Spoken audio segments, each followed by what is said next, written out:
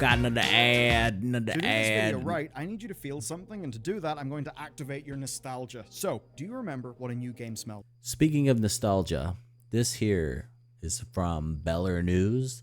These games will work in 30 years. Yours won't. Like the feeling of a shell case opening for the first time, the anticipation as you pop the disc out and put it in your console. Here's the thing, for huge chunks of the gaming audience now, none of those memories exist. Gaming just means choosing a download from a menu or That's entering right. a code from an email. It's a click of a button. Digital games changed. How we interact with it, with our senses. I don't know how I feel about it anymore. I'm really not a fan. Is solidifying. Physical games are becoming less viable for big companies. And that means indie teams are asking a bit of a question. Can we treat physical games with respect again? How do we take them seriously? There is the massive issue with preservation. So essentially, to answer all of these questions and see where gaming is going next, we first need I don't to know see how just you got rid of physical At the risk of stating the obvious, production the tide and you has turned, didn't but we've lose got the data. So cost here's what or corporate the financials revealed over the last expense of week. games. Physical games really are not in a It's good getting place. more Take expensive. Capcom.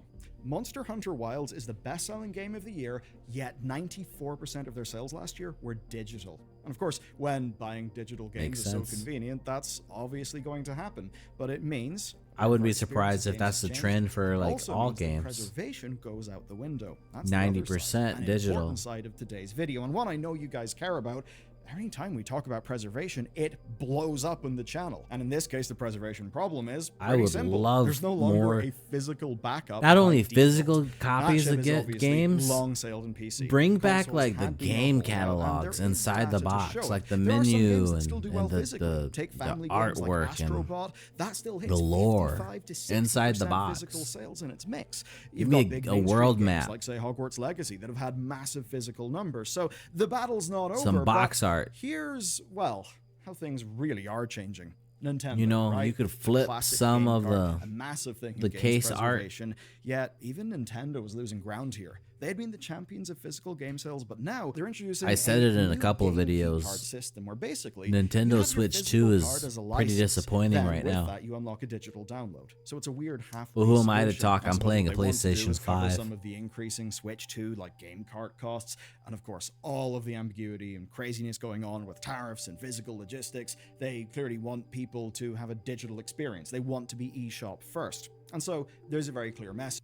Sorry, I know he's getting a lot out very fast, and I'm trying to like speak in between his sentences, but he's really not. I have to pause a little bit more here.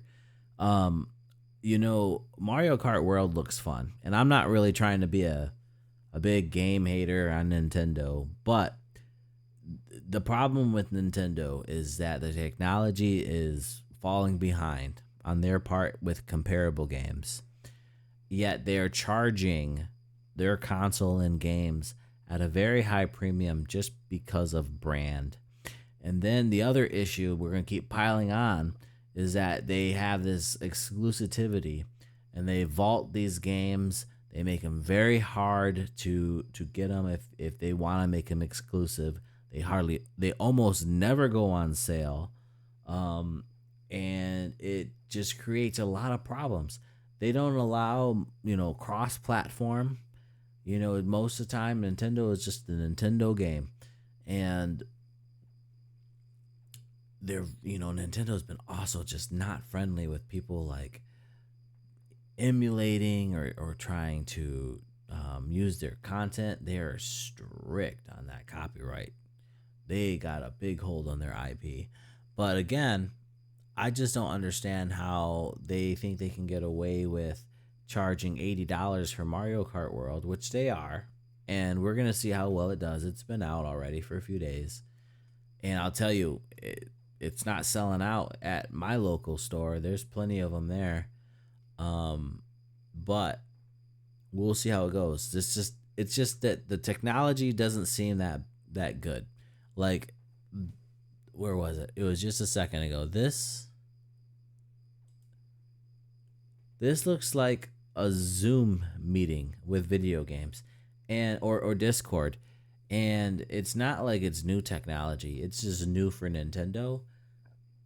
the debut, the trailer for it when they were showing it, laggy as hell. I mean, who am I to talk? I mean, if you're watching the live stream on Twitch, YouTube, or Kick right now, it might be a little choppy. I don't have the best internet service. I don't have the best and most efficient computers, but I'm out here doing the work. Nintendo is a big company. They've been doing this for decades. They're just lacking in the quality. The games are fun. The games are fun. I don't know why they're holding back so much on like progressing the tech and the mechanics, and just I don't know. I want more. I really want more from them.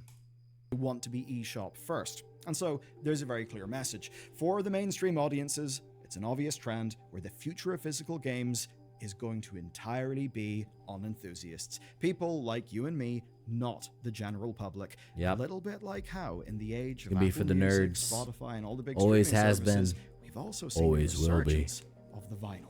Now for the exciting bit. So, Lost in Cult is a group that's following a familiar path. It's one we've seen in other media like cinema, where streaming is convenient, but it lacks luxury, it lacks prestige. So, cinemas try to treat screenings as events. But in games, Whoa, that's a did you little see bit that harder. art there? That I mean, looked a some of us little get lewd nostalgic there. for a midnight release, but convenience is king. You preload your game, you start playing the moment it unlocks. It's a good experience, actually. That's what most people do want. So, game audiences obviously accept digital releases because they're honestly kind of awesome. And by And now, even when you the buy a customers- collector's edition, so often I don't understand why consumers pre-order digital games like the digital game is going to run out of stock. And it's crazy to me. Like I will pre-order something like, I don't know, Metal Gear Delta coming out. I haven't yet, but that makes sense to me. There are some games I can understand pre-order, like a From Software game. Okay, there's a lot that's standing on that. But even then, though, like Cyberpunk, that's a good example. Before Cyberpunk's big fail, CD Projekt Red had The Witcher 3, and they were sitting on top of the world with the best type of reputation. They were hands down like, this is how you make a video game, Witcher 3. And then Cyberpunk came along, and all that hard work for Witcher 3 out the window. So it's a tough world out there. It's a cruel world out there. Sometimes things just don't go the way you like it. But, you know,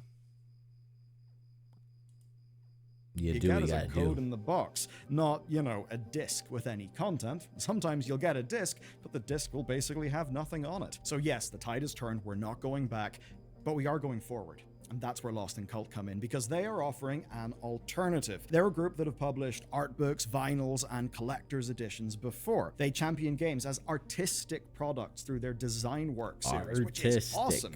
But now they're applying the principle to physical games and trying to bring them back. Essentially, what they'll do that's is what we create need. bespoke collector's editions for Make acclaimed gamers. titles. And in so many cases, that's games that have never had a physical release before. Embrace the and that's gamer all the culture. mature coffee table book aesthetic, the sort of thing meant for people who actually appreciate games as art, the things you'd proudly display if you owned them. Now, they're starting this with 3 award-winning games: The Excavation of Hobbs Barrow, Immortality, and Thank Goodness You're Here. Each one of these gets an edition. Thank Goodness the You're Here first in looks the like a series. Meat Canyon Each box drawing. will have a full game. It'll be updated with bug fix, patches, and all that stuff, and all the usual extras, right? Art assets, posters, even a signed note from the director. But here's where it actually gets different, because they also preserve the game's context. You'll also in these find critical essays, dev interviews, and as they put it, quote, preserving not just the game, but the story and artistry behind its creation. That's awesome. Now the price is... Oh no! It's a video game though. What is this? Warhammer? It's a space game.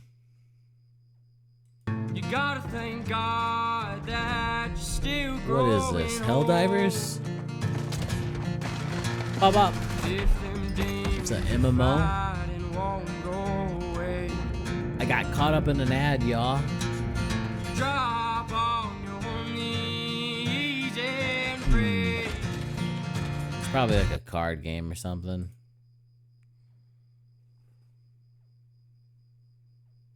And it's earnest about what these games actually are, pieces of art. And this then creates a luxury experience, a reason They to are buy nice physical, looking. because this is the type of experience that digital simply cannot give you. That then is a really good start. I But don't know, there's man. more. In fact, Pre-built there's more than makes or no, this custom-built actual PCs can look preservation very of pretty. games. First up, Lost and Cult is working with the Does It Play group. They basically give a stamp of approval before production, but only if games meet 3 criteria. 1, that the game does not need the internet to activate core content. 2, no downloads are needed to complete the game. 3, all core content is on the disc. So if you're sick of patches, I don't think that's too hard to ask for. This isn't a problem. This will give you a complete experience. And even better, they're also making sure that researchers and museums have got access to this content as well. That's awesome. Basically, they'll be able to use these editions as a long-term form of record keeping. So I think both of these moves are pretty awesome. Essentially, it's a statement of intent that audiences can rely on that's, I think, quite verifiable. The idea being, buy one of these games, it goes in your console, and it just works. Now that is a far cry from current physical releases where you pop a disc in and who knows, maybe there'll be a working game on it, but you'll have to pop it in and find out if you need a download. Before this new initiative, there's actually one more factor. Make sure there's no scratches on your And this one disc. really proves that it's about preservation, not just prestige. They're only making 1,000 to 1,500 Here's the other thing editions too: at is a can you time. play your video These game could go out of disc print in rather offline quickly, mode? which is not preservation.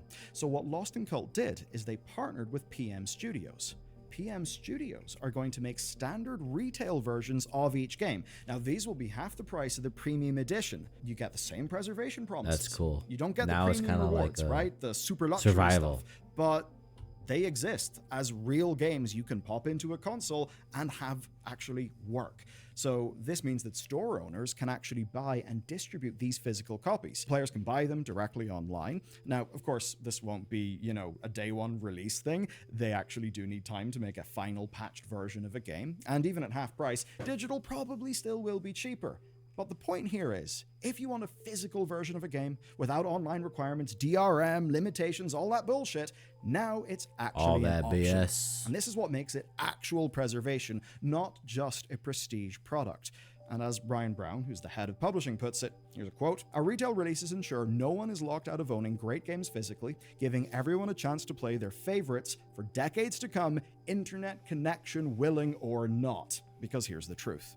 Preservation in a vault, say It's in a hard. museum that no one can access, or a library that's got ridiculous onerous terms, looking at you, ESA, you bastards, we did a video on them a while back, that's not preservation. That's just hoarding and control. What matters then is that you're actually allowed to sell these as products. You can make money off them, which is sell and good. control. Because in the real world, without the money making sense, none of this would exist. And what's neat is that the very expensive limited run 1,000 to 1,500 limited copy thing, yeah, that's really damn expensive.